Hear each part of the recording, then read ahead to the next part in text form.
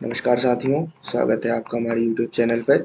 जैसा कि आप लोगों को पता है, हम लोग बात कर रहे हैं एमपी टेट सिलेक्शन टेस्ट 2025 यानी कि मध्य प्रदेश प्राथमिक शिक्षक चयन परीक्षा 2025 के लिए विषय गणित के बारे में। हम विषय गणित में हमारा ज्यामिति जो पोर्शन है हम उसको कवर कर रहे हैं, जिसका जो पार्ट 1 है वो ऑलरेडी अपलोड कर चुके हैं। अगर आप लोगों ने नहीं देखा हो तो डिस्क्रिप्शन में लिंक है, आप वहां से देख सकते हैं, या इस कॉर्नर पे आपको एक आई बटन दिख रही होगी, वहाँ से मैं आपको लिंक प्लेलिस्ट की प्रोवाइड करा दूँगा। वहाँ से पे आप उस वीडियो को चेकआउट कर सकते हैं, क्योंकि जब आप पार्ट 1 देख लेंगे तभी आपको गणित ज्यामिति का जो पार्ट 2 जो कि आज हम कंटिन्यू करने जा रहे हैं वो समझ में आ पाएगा।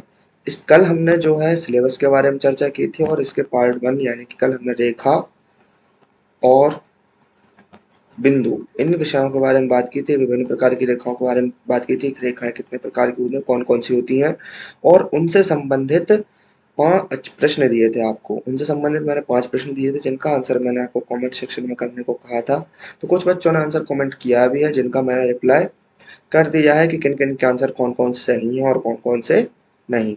तो आज जो है उन क्वेश्चंस के जो आंसर हैं, जो कल मैंने आपको प्रैक्टिस क्वेश्चंस दिए थे, उनके आज मैं आंसर प्रोवाइड कर देता हूँ। जिन बच्चों ने के कमेंट का रिप्लाई मैं नहीं कर पाया था, वो यहाँ से चेकआउट कर सकते हैं कि उनके आंसर सही है या नहीं है।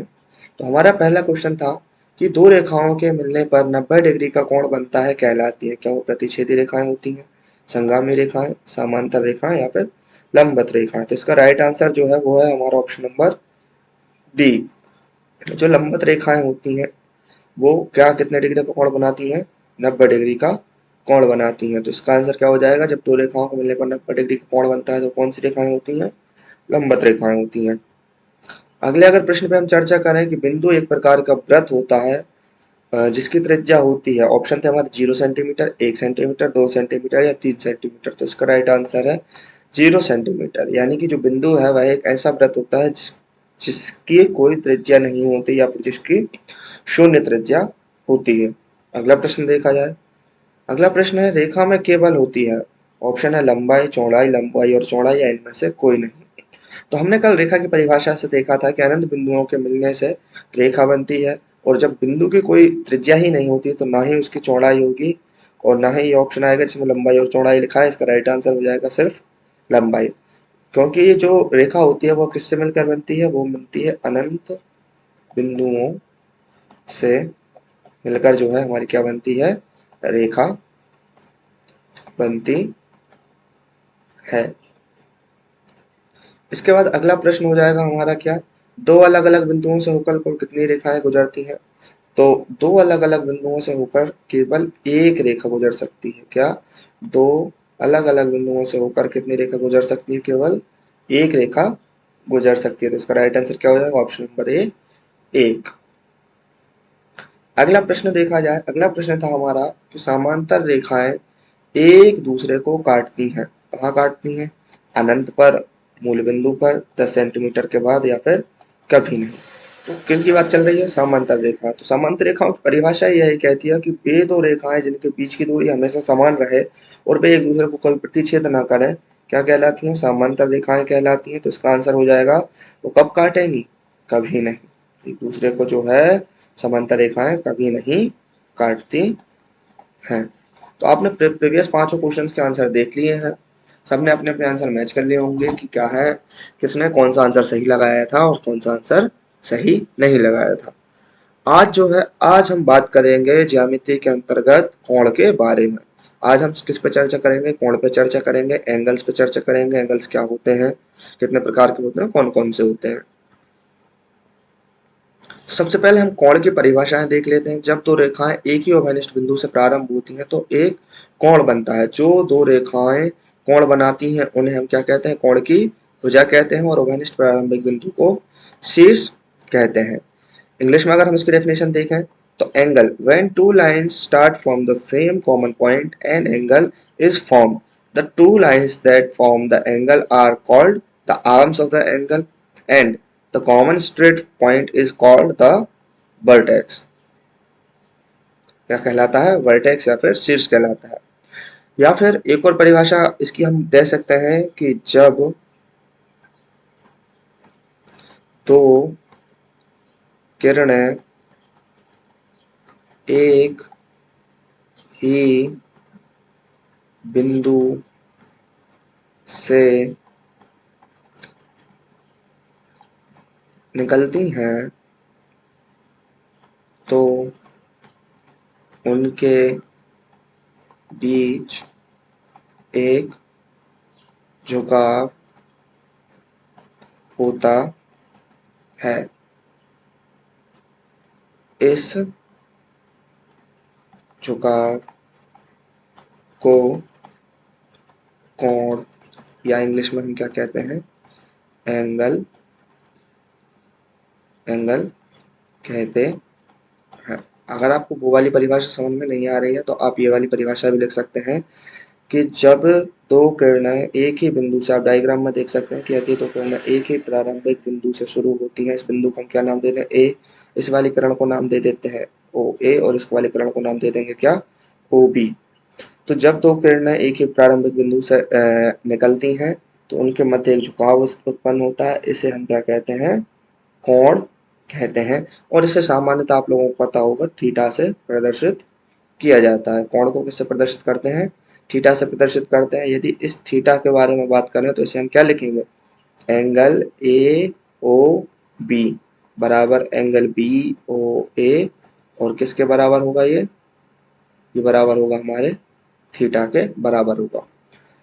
आप लोगों से मेरी रिक्वेस्ट है कि नोट्स जो हैं वो नोट्स आप अभी से प्रिपेयर करते चलिएगा। जियोमेट्री जो पोर्शन है वो बहुत बड़ा है, बहुत ही कंफ्यूजिंग होता है, लेकिन इससे लगभग 4 से 5 क्वेश्चन, मैथमेटिक्स के जो 15 क्वेश्चन आते हैं उनमें से लगभग 4 से 5 क्वेश्चन हमारे जो जियोमेट्री और मेंसुरेशन पोर्शन है इससे बनते हैं। तो इसके नोट्स जो हैं आप बिल्कुल प्रिपेयर करते चाहिए। और यदि आपको ऐसा लगता है कि आपके नोट्स चेक होने चाहिए तो आप पीडीएफ के फॉर्म में हमें इस नंबर पर व्हाट्सअप कर सकते हैं। यदि आपके नोट्स में कोई इशू होगा तो वो क्लियर करके आपको नोट्स रिसेंड कर दिए जाएंगे। अगला देखते हैं।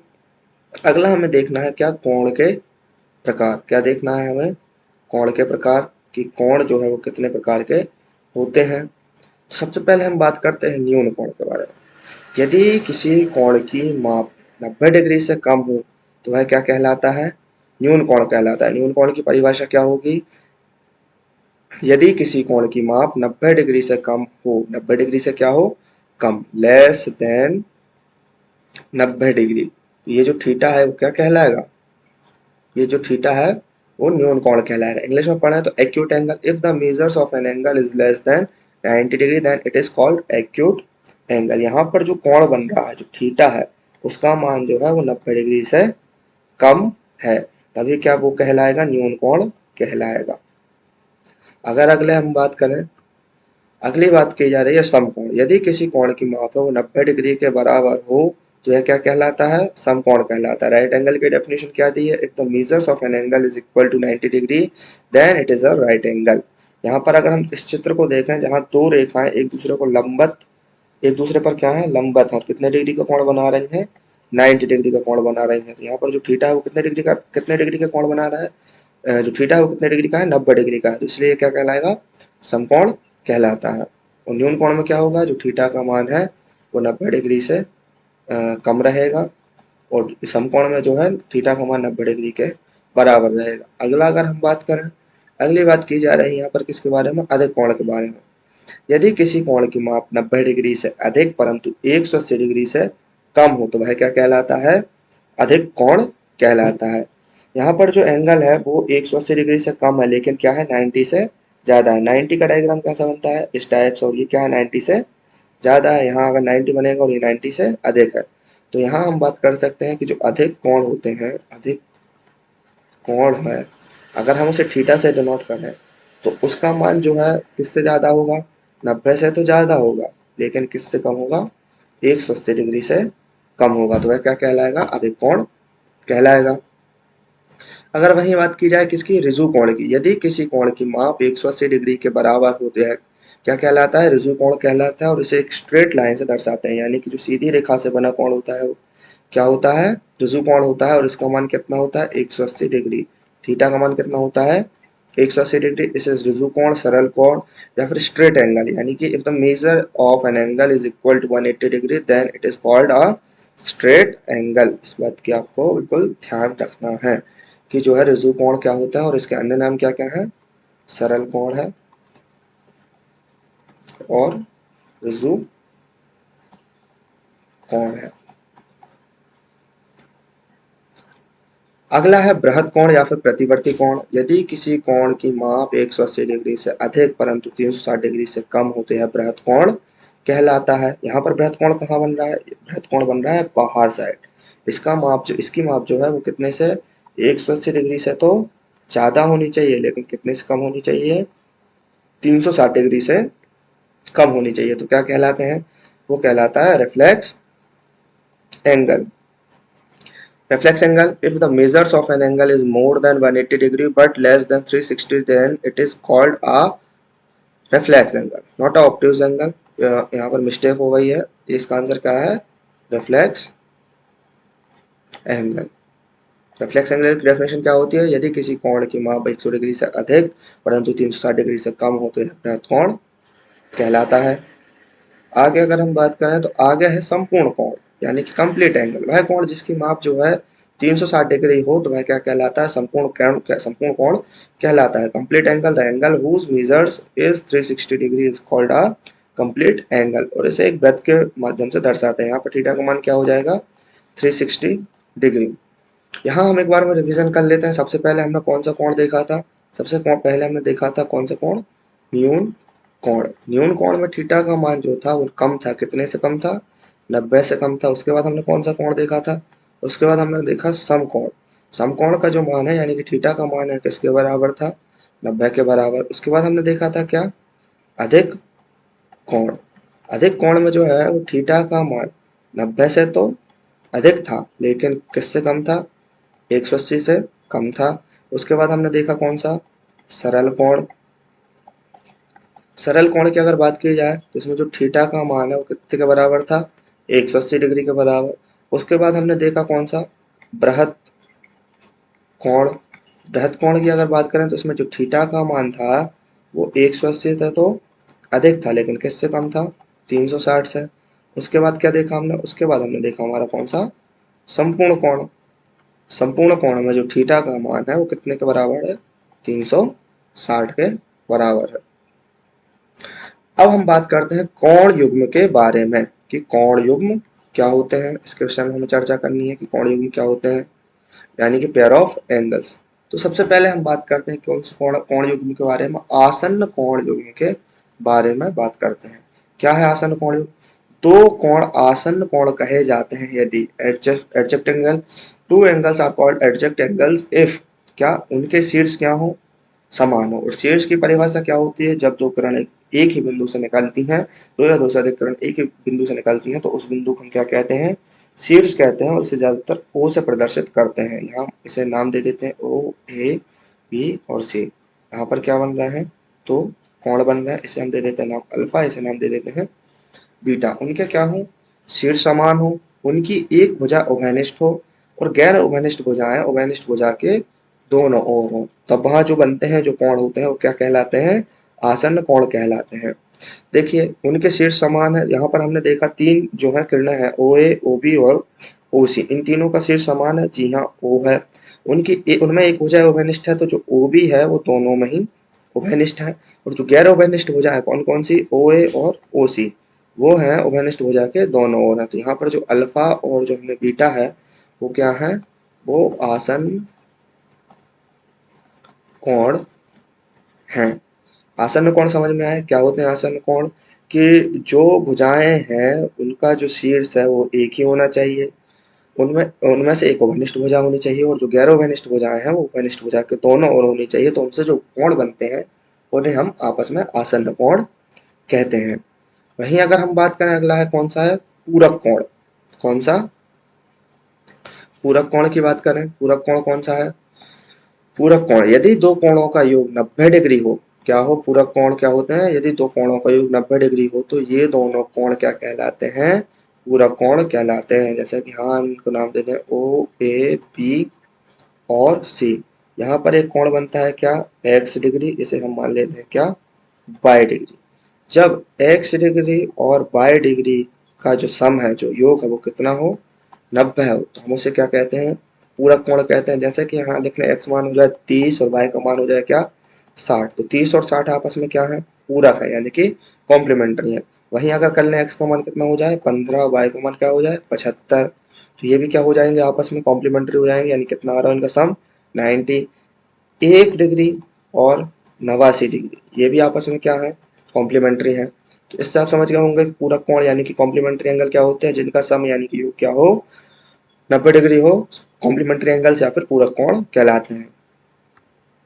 आगे ही बात कर जाए संपूरक कोण। संपूरक कोण क्या होते हैं, यदि दो कोणों का योग 180 डिग्री हो तो ये दोनों कोण क्या कहलाएंगे, संपूरक कोण कहलाएंगे। जैसे कि यहाँ यदि कोण बनता है कौन सा x डिग्री और यहाँ कोण बनता है कौन सा y डिग्री, और x degree plus y degree का योग कितना होना चाहिए 180, तभी वो आपस में क्या कहलाएंगे सप्लीमेंट्री एंगल्स यानी कि संपूरक कोण कहलाएंगे। यदि हम x का मान यहाँ पर 90 ले लें, y का मान भी 90 ले लें, तो 90 का सम कितना हो रहा है 180, तो इसलिए आपस में क्या हो जाएंगे सप्लीमेंट्री एंगल हो जाएंगे। यदि हम यहाँ ले लें 1 डिग्री, यहाँ ले लें क्या 189 डिग्री, इसका योग सॉरी 179 डिग्री, तो इनका सम भी कितना होगा 180। यहाँ हम ले लेते हैं क्या 75 ले लेते हैं, और यहाँ हम ले लेते हैं क्या 105, तब भी इनका योग क्या हो रहा है 180, तो ये आपस में क्या होंगे संपूरक कोण होंगे, यानी कि वे दो कोण जिनका योग 180 डिग्री होता है संपूरक कोण कहलाते हैं। ये आपको स्पष्ट हो गया होगा।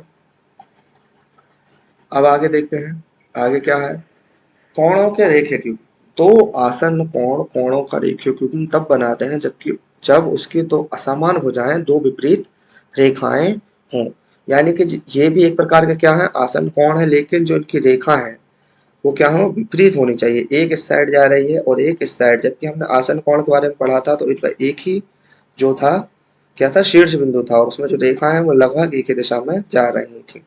और रेखिक युग्म कोण यानी कि इन जो रेखिक युग्म कोणों का योग कितना होता है 180 डिग्री होता है, यानी कि जो यहाँ पर ए और बी दो एंगल बन रहे हैं तो इनका योग कितना होगा 180 डिग्री होगा। रेखिक युग्म कोण समझ में आए। रेखिक युग्म कोण और आसन्न कोणों में बस इतना सा अंतर है कि जो आसन्न कोण होते हैं उनका जो शीर्ष है वो एक ही होता है, और उनमें जो रेखा है वो लगभग एक ही दिशा में बढ़ती हैं, जब लेकिन इसमें जो किरणें हैं वो असमान दिशाओं में यानी कि विपरीत दिशाओं में बढ़ती हैं, तब वहाँ कौन से युग बनते हैं रेखिक युग्म कोण बनते हैं। आगे अगर बात की जाए कौन से शीर्षाभिमुख कोणों के बारे में, यदि दो कोणों की भुजा विपरीत किरणों के दो युग्म बनाती हो दोनों कोण शीर्षाभिमुख कोण कहलाते हैं। इंग्लिश में देखा जाए vertically opposite angles, if the arms of two angles form two pairs of opposite rays then the two angles are called vertically opposite angles. जब दो रेखा, अगर ये डेफिनेशन नहीं आ रही तो ये डेफिनेशन देखते हैं कि जब दो रेखाएं प्रतिच्छेद करती हैं तो शीर्षाभिमुख कोणों के दो युग्म बनते हैं। शीर्षाभिमुख कोणों के प्रति युग्म क्या होते हैं बराबर होते हैं। जैसे यहाँ हम दो रेखाओं की बात की जाए ए बी, और इसको ले लेते हैं हम क्या नाम दे देते हैं सी और डी। यहाँ पर दो रेखिक युग्म बन रहे हैं, शीर्षाभिमुख कोणों की बात चल रही है। जैसे कि अगर ये जो है एंगल ए है तो ये भी एंगल क्या होगा ए, और ये एंगल बी है तो ये भी एंगल क्या होगा बी, यानी कि हाँ हम कह सकते हैं एंगल, और इसको हम सेंटर को हमेशा नाम देते हैं क्या ओ, तो एंगल ए ओ सी बराबर होगा किसके एंगल डी ओ बी के। वहीं एंगल ए ओ डी बराबर होगा एंगल सी ओ बी के। समझ में आया शीर्षाभिमुख कोण क्या होते हैं, यदि दो कोणों की भुजा विपरीत किरणों के दो युग्म बनाती है दोनों कोण क्या होंगे शीर्षाभिमुख कोण होंगे। और जब दो रेखाएं प्रतिच्छेद करती हैं तो शीर्षाभिमुख कोणों के दो युग्म बनते हैं। शीर्षाभिमुख कोणों के प्रत्येक युग्म कैसे होते हैं बराबर होते हैं। अब हम प्रैक्टिस क्वेश्चंस के बारे में बात करते हैं कि आज के हमारे प्रैक्टिस क्वेश्चंस क्या है। पहला हमारा प्रैक्टिस क्वेश्चन है कि दी गई आकृति में ए बी सी में कोण क्या है। ये जो कोण बन रहा है, जो अंदर कोण बन रहा है वो कौन सा कोण बन रहा है, क्या वो न्यून कोण बन रहा है, समकोण बन रहा है, अधिक कोण बन रहा है, या फिर बृहद कोण बन रहा है। तो सबसे पहले मैं सबके जो है डायग्राम्स बना देता हूँ। जैसे ऑप्शन ए है इसके लिए डायग्राम बनेगा हमारा कैसा इस प्रकार का, ऑप्शन बी है इसके लिए हमारा डायग्राम बनेगा कुछ इस प्रकार का, ऑप्शन सी है इसमें कुछ हमारा डायग्राम बनेगा कुछ इस प्रकार का। ये थोड़ा सा और फैला हुआ, सॉरी इसके लिए हम ऐसा डायग्राम बना देते हैं, इसके लिए यहाँ छोड़ें, ऑप्शन सी के लिए डायग्राम बनाते हैं कैसा ऐसा। और ऑप्शन डी है इसके लिए हमारा डायग्राम बनेगा कुछ इस प्रकार का। तो राइट आंसर इसमें हमें आप डायग्राम्स को देख कर समझ गए होंगे कि हमारा जो राइट आंसर है ऑप्शन ए है कि दी गई आकृति में जो ए बी सी कोण बन रहा है, जो कोण बन रहा है वो कौन सा कोण बन रहा है, न्यून कोण बन रहा है। अगला अगला क्वेश्चन देखते हैं। अगला क्वेश्चन है हमारा क्या कि अधिक कोण क्या है। अधिक कोण जो है वो डायग्राम कौन सा है, तो अधिक कोण की डेफिनेशन क्या होती है, अधिक कोण वह एंगल होता है जिसकी माप जो है वो 90 डिग्री से क्या हो, ज्यादा हो और 180 डिग्री से कम हो। तो ऐसा कोई सा आपको डायग्राम दिख रहा है जिसकी माप जो है 90 डिग्री से तो ज्यादा हो लेकिन 180 से कम हो, तो हमें दिख रहा है हमारे ऑप्शन नंबर सी में। सी जो ऑप्शन है वो कह रहा है कि इस एंगल की माप जो है 90 डिग्री से अधिक है लेकिन 180 से कम है। सरल कोण, सरल कोण का मान क्या होता है, परिभाषा से स्पष्ट है, वह कोण जिसका माप 180 डिग्री होती है सरल कोण कहलाता है। अनुपूरक कोण, अनुपूरक कोण क्या होते हैं, वे कोण जिनका योग है 90 डिग्री हो, तो क्या कहलाते हैं आपस में, अनुपूरक कोण कहलाते हैं। अब आपको 90 डिग्री दिख रहा होगा ऑप्शन नंबर बी में, 76 और 14 मिलकर कितना बनाते हैं, 90 डिग्री बनाते हैं। उसके बाद हमारा पूछ रहे हैं क्या परिपूरक कोण क्या होंगे, परिपूरक वे कोण जिनका योग कितना हो, 180 डिग्री हो, आपस में क्या कहलाते हैं, परिपूरक कोण कहलाते हैं। कौन सा ऑप्शन दिख रहा है, option number C. Option number C में क्या है, 180 डिग्री हो रहा है। अगला है निम्नलिखित में से न्यून कोण है, न्यून कोण क्या होते हैं, जिनकी माप जो है 90 डिग्री से कम होती है, तो क्या कहलाते हैं, न्यून कोण कहलाते हैं। 90 से कम कौन सा दिख रहा है, सिर्फ एक ऑप्शन दिख रहा है, ऑप्शन नंबर ए 45 डिग्री। अगला है रेखा को किससे प्रदर्शित करते हैं, रेखा क्या होती है जो दोनों ओर अनंत रूप से बढ़ती चली जाती है उसे रेखा कहते हैं, इसलिए ऑप्शन नंबर सी जो है वो हमारा राइट आंसर हो जाएगा। जब दो किरणें एक बिंदु से प्रारंभ होकर झुकाव देने पर मिलती हैं तो बनाती हैं, क्या बनाती हैं, कोण बनाती हैं। परिभाषा से स्पष्ट है, अभी हम पीछे परिभाषा पढ़ के आ रहे हैं, इसीलिए आप लोगों से हम कह रहे हैं कि थ्योरी को ध्यान से पढ़िए और उसके नोट्स प्रिपेयर करते जाइए क्योंकि थ्योरेटिकल क्वेश्चन ही हमारे MPTET primary teacher selection test में आने वाले हैं। अगला, कोण जो 180 डिग्री से बड़ा हो तथा 360 डिग्री से छोटा हो क्या कहलाता है, बृहत कोण कहलाता है। पारिभाषिक क्वेश्चन है, सब परिभाषाओं से आ रहे हैं डायरेक्ट डायरेक्ट, तो इसलिए हम डायरेक्ट आंसर इनको करते जा रहे हैं। अगला क्वेश्चन है घड़ी में 3 बजे दोनों सुइयों के मध्य बनने वाला कोण कौन सा होगा, तो मैं आपको यहाँ पर घड़ी बना देता हूँ। यहाँ बजते हैं 12, यहाँ बजते हैं 6, यहाँ बजते हैं 3 और यहाँ बजते हैं 9, इतनी ही घड़ी बनाने की हमें आवश्यकता है। ये हमसे कह रहे हैं कि जब घड़ी में 3 बज रहे हो तब कौन सा कोण बनेगा, तो इसका आंसर जो है आप हमें कमेंट सेक्शन में दीजिएगा कि कौन सा जो ऑप्शन है वो राइट आंसर है, और समकोण है, न्यून कोण है, अधिक कोण है या फिर इनमें से कोई नहीं। या तो आप ए बी सी करके आंसर दे सकते हैं या फिर डायरेक्ट आंसर दे सकते हैं क्योंकि एक ही ऑप्शन को हमें लिखना है।